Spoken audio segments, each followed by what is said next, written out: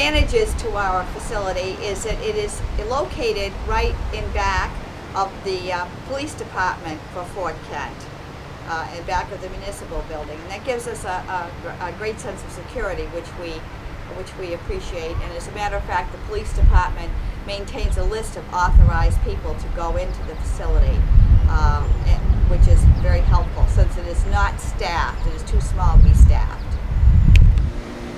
This is the outside of our building, and we call it a temporary holding facility because that's really what it is. And as we said, it's right next door to the police department. We're going to take you inside. This belongs to the police department. They let us use it because we had no other facility, and we've used it since August of 2009. And that's why we're now preparing to see if we can get a place of our own. But this has served us very well since 2009. This is the inside of the building. As you can see, it's very small. We share it with the police department, the police department does take care of the few dogs every once in a while that go astray. And they use these kennels back here. The rest of the building is used for us, and we had it remodeled so that we had shelves for the kennels, and we had it painted and so forth, and did as much as we could with it, put in windows and so on and so forth. And all of our supplies are up here, and we have other supplies, and we have a little refrigerator here for medications and so forth. Now, when we get a cat that needs to come in here, and we concentrate on, we have to focus on homeless cats because there's a large population of homeless cats, most of it from abandonment, I must say. And so therefore we do not take surrenders unless it's an exceptional situation. We do the homeless cats, and we also, because we focus on spay and neuter, we also help the owned pet population for people who are low income and need help with the spay and neuter. And we've done a lot of spay and neuter for that. We've had 3 spay neuter clinics this year so far, and done 78 cats in that time. Now, when a cat comes into us, the first of this, 3 or 4 days ago, the first of this week, we had a full shelter. Every one of our 7 compartments were filled. Today we have fewer because we're fortunate enough to have several adoptions over the last few days, which is most gratifying. The adoptions have been very good this past week after having a rather slow period. You can see the kennels are fairly large. We set the cat up when they come in. We make up a slip saying where the cat came from and the particulars of the cat, and then there's a medical history that whenever the veterinarians work on them, they note what has been done. They're blue if it's a male cat, and they're pink if it's a female cat. Now, this cat here, for instance, is named Jimmy. And Jimmy was left behind when someone was evicted from an apartment, and he has been neutered and given his rabies and distemper vaccinations, and he's been treated for any parasites, and he is going to be going to his home, a new home, this afternoon. Someone is going to be adopting Jimmy. Very nice cat. We have this cat here. She is looks like a kitten, but she's an older cat. Her name is Buckwheat, and she had very bad dental disease when we found her. So in addition to possibly having to spay her if she has not been spayed, we're having to treat her dental problems, and we'll be doing surgery when she's better. So there's a second cat and there's an example of medical costs that we incur in addition to the spay and neuter every once in a while.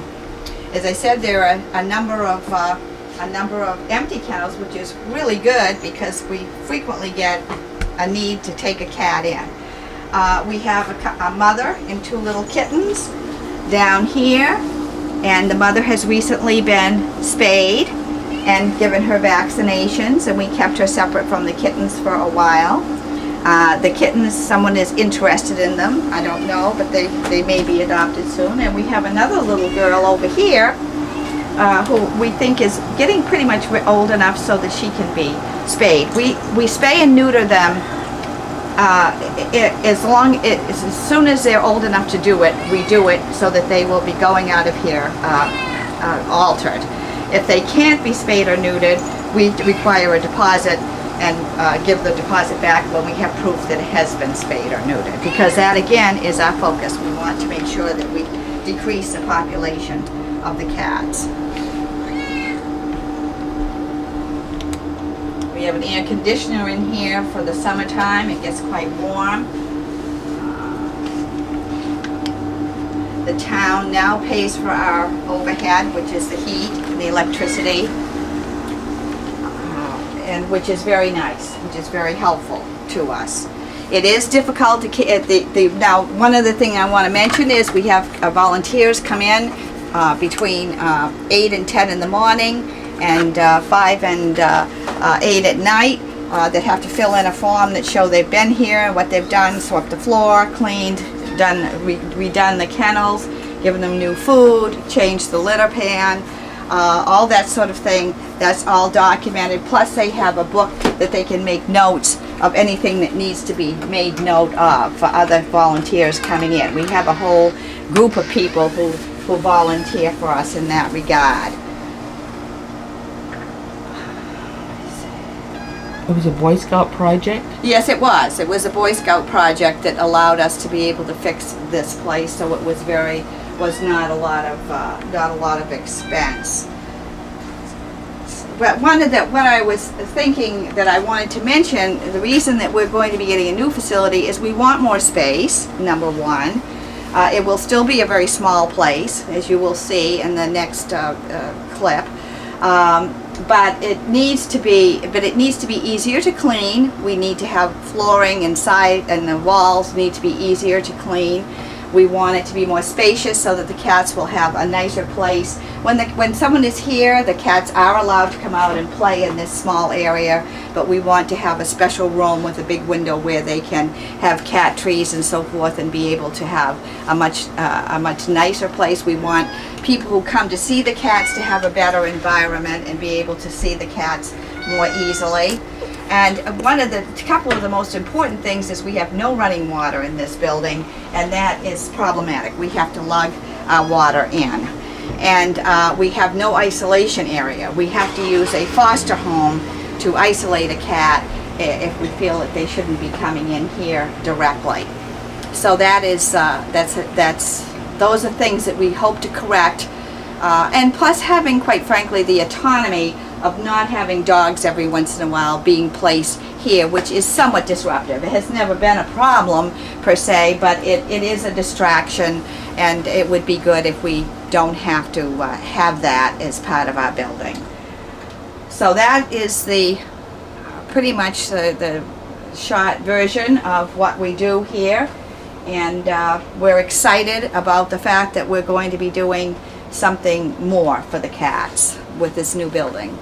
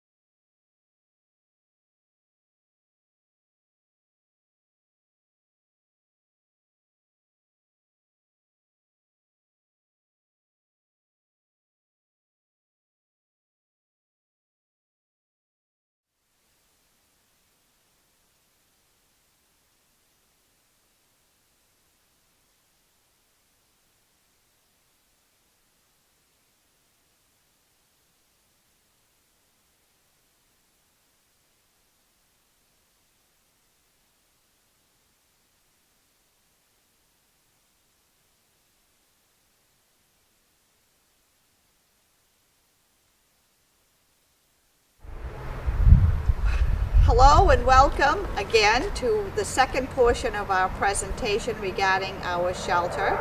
You saw the current shelter in our first presentation, and we've been trying for many years to think of a way to get one of our very own, and we knew it would have to be small, and so we contracted with the technology students in Frenchville, Maine, to build, they were going to build a building, and we had them build it to our specifications. They started it in their junior year and finished it this past year in their senior year. And we're going to, it has been built, the basic structure has been built, but we still have a lot to do to finish it, and we also have to move it first to a piece of land once we purchase a piece of land. And we've been in a search for that for the many months now, and we'll be hopefully getting something soon. Now, as you can see, it's a small building, and we're going to have to paint it. It has been primed. It's going to be designed so that it has another section coming out here, so that it will be a double entry, so that the cats will not be right in the same area that the outside door is. And the double entry will also serve as our isolation area. That hasn't been put on yet, obviously, and we will have to finish that once we move the building. The building had to be moved before that could be put on. So that will be our isolation area, something we do not have in the present shelter, as I mentioned before. About 250 square feet. A little less than that. As you can see, the particle board has been put on the inside, it's been insulated. The windows have been put in, but we have to finish the windows.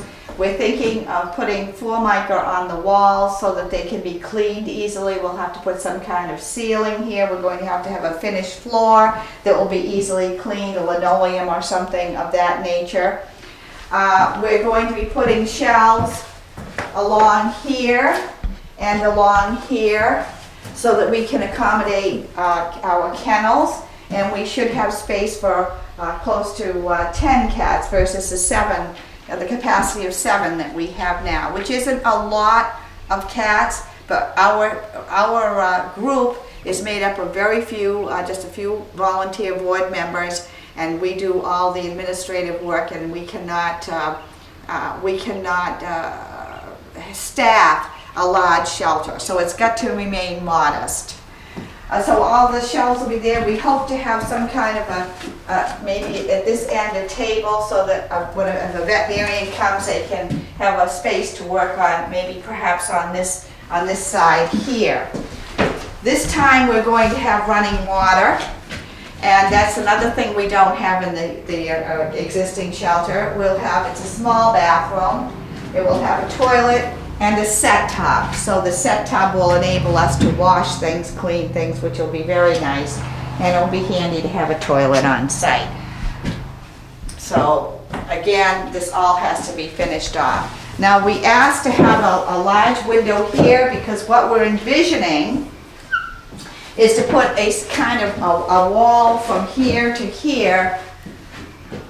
I don't know if that, from here to here, that would be like not a screen, but a heavy metal type of grilling that would go here, so that the air could flow through to both areas, and have that sectioned off with cat trees and so forth, so that when we let the cats out, well, when people are here, when the volunteers are here, and when people come to see the cats, they'll be able to be free in a nice enclosed area that will be a more natural setting for them than what we have right now. And of course, we will not have any dogs, so all of this space will be for our use versus the one we have now. And we will have some storage units up above for some of our supplies. So now we obviously, the next step is to buy some land, which we have some in mind. Once we buy the land, move it, and then we will have all the finishing to do, the plumbing and the finishing off, and deciding on heating. There's really a great deal to do before we will be able to use it. We hope we'll be able to use it maybe by the late fall or whatever. If not, we'll be ready to start very early in the spring.